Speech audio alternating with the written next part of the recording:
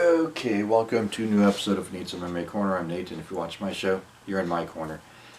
Today's episode is a pre-fight show for UFC Fight Night, Overeem versus Sakai, UFC heavyweight clash of two top contenders, and this is a pre-fight rundown of the main card with predictions as always.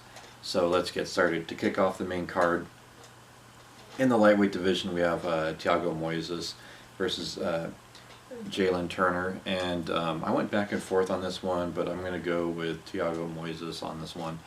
I think Thiago is just the overall better fighter, great grappling, and so I'm going to say, yeah, this fight's kind of a back and forth. Could be a one-sided fight, but I think Turner is a tough guy, and they've both had their ups and downs in the UFC as of late. So, but with that said, I think Thiago's looked a little bit more impressive, and I'm going to go with Thiago by unanimous decision. Then in the featherweight division, we have Brian Kelleher versus Kevin Natividad, and I believe Kevin's coming off a win at LFA 85, and Brian Kelleher, you know, he's had some good, impressive wins, but I believe he had a loss to Cody Stamann in his last fight, but you know, no shame in losing to Cody Stamann. And yeah, anyways, Brian Kelleher, I'm gonna say gets it done here by man, you know what? I'll say decision. I'll say he wins on due to strikes and wins by unanimous. No, you know what? I'll say he wins the first two rounds, and then maybe Kevin wins the third round, and I'll say 29-28 unanimous decision, or Kevin, you know, does okay the first round, and then Brian makes some adjustments and wins rounds 2 or 3. So I'll say Brian by unanimous decision, 29-28, or just decision in general. Then in the welterweight division, we have Michel Pereira versus Zalem Adamiav, and Zalem has not looked too impressive as of late. Michel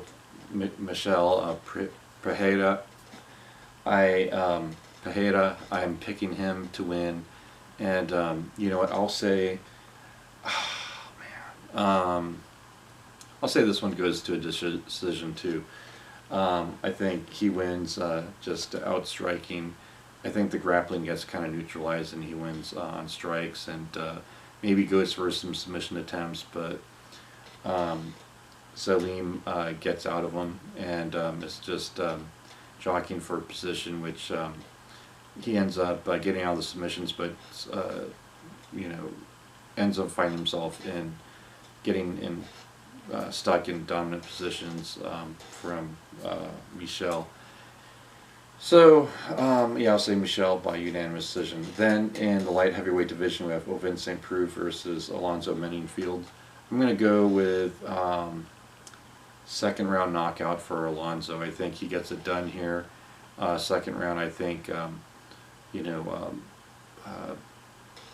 Overeem St. Preux, he's had some struggles as of late, and Overeem St. Preux, OSP as we like to call him, you know, he tried his luck at heavyweight, and now he's back at light heavyweight, and I think Alonzo Menningfield is possibly the future of the light heavyweight division, and OSP is somewhat of the past, but not too distant past of the light heavyweight division, and so I think this is sort of a changing of the guards in a sense, as OSP has fought for UFC light heavyweight gold, fighting for the interim belt against John Jones way back when, but Alonzo Menningfield, I could see this guy winning this fight and possibly winning another one or two after this, and then we'll see where he goes from there. But yeah, I think Alonzo Menningfield is you know, more of the future, and not to take away from OSP, but I think OSP is going to have some struggles here, because the wrestling will get neutralized. Alonzo is really good.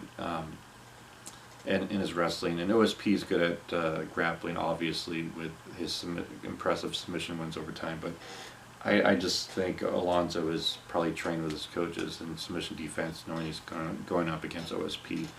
So, yeah, Alonzo by second round knockout. Then in the heavyweight division, in the main event, we have Alistair Overeem versus Augusto Sakai. And I kind of went back and forth on this because Sakai only has one loss, Czech Congo, I believe it was, in Bellator. And then, but Overeem is 3-1 in his last 4 in the UFC.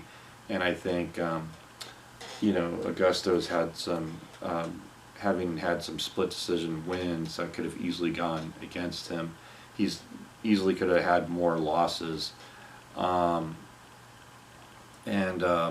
Yeah, the Andrei Arlovsky fight, I mean, I feel like he got lucky on that one a little bit.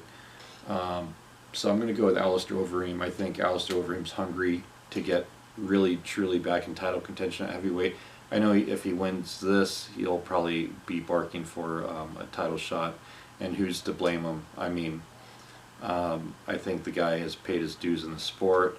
There's probably 1 or 2 contenders ahead of him, but this will definitely put him in a spot where he has some clout, and then if he doesn't get the title shot, then another win will definitely get him some clout.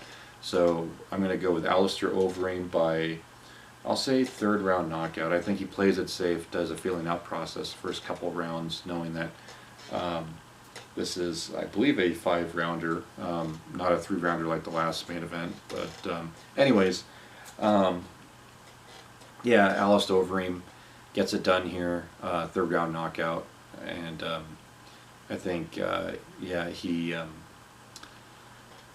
he'll use his experience in world-class kickboxing to get this done here. So there you have it. There's my predictions for this one, and stay tuned for my post-fight show as always. And until then, see ya.